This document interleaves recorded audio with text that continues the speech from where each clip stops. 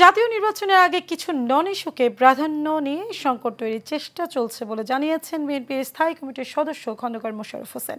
Tarique Rahman politics এবং policy শীর্ষক সেমিনারে কথা বলেন তিনি। এ সময় বিএনপির স্থায়ী কমিটির সদস্য আমির খসরু মাহমুদ চৌধুরী বলেন, সরকারের ক্ষমতায়ন নয়, জনগণের ক্ষমতায়নে কাজ করে যাচ্ছে তারেক রহমান এবং তার দল বিএনপি। প্রতিদিন রিপোর্টটি আমাদের হাতে চলে এসেছে, আমরা চলে যাচ্ছি সেই সংবাদে।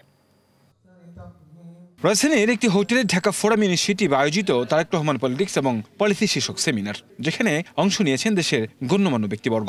ইনশাআল্লাহ ভবিষ্যতে আমরা আমাদের সেই গণতান্ত্রিক মূল্যবোধকে ধারণ করে গণতান্ত্রিক বাংলাদেশে দেশের প্রতিটি মানুষের অধিকার এবং স্বাধীনতা নিশ্চিত করব। তারেক রহমানের নেতৃত্বে সুনিশ্চিত করব জনগণের ক্ষমতা জনগণের কাছে আবার ফেরত যায়। এই নতুন স্বাধীন 2.0 বাংলাদেশে কিভাবে সরকার পরিচালনা হবে এটা কিন্তু পরিষ্কার করে জনাব তারেক রহমান জানিয়েছেন আমাদের সকলে মিলে দেয়া 31 দফা রিফর্ম প্রপোজালের মাধ্যমে।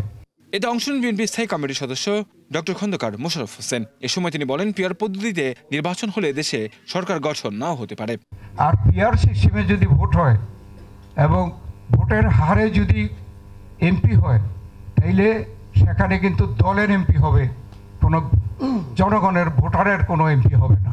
এ সময় বিএনপির আরেক স্থায়ী কমিটির সদস্য আমির খসরু মাহমুদ চৌধুরী বলেন, ভোটকে বিলম্বিত বা বাতিল করার ষড়যন্ত্র চলছে। ডিরেগুলেশন করে ডিলিবারেশন করে মানুষকে ক্ষমতায়ন করতে হবে, সরকারকে ক্ষমতায়ন না। This is a big step forward. এবং আপনারা দেখবেন অনেক বড় বড় ডিরেগুলেশন হবে, অনেক বড় বড় লিবারালাইজেশন হবে। এটা ওনার ইচ্ছা যে মানুষকে ক্ষমতায়ন করা। এ সময় বিএনপি নেতারা বলেন, ভোটের জন্য ফেব্রুয়ারি নিরাপদ সময়, এরপরে যাওয়ার কোনো সুযোগ নেই। কাউসার আহমেদ, এশিয়ান টেলিভিশন, ঢাকা।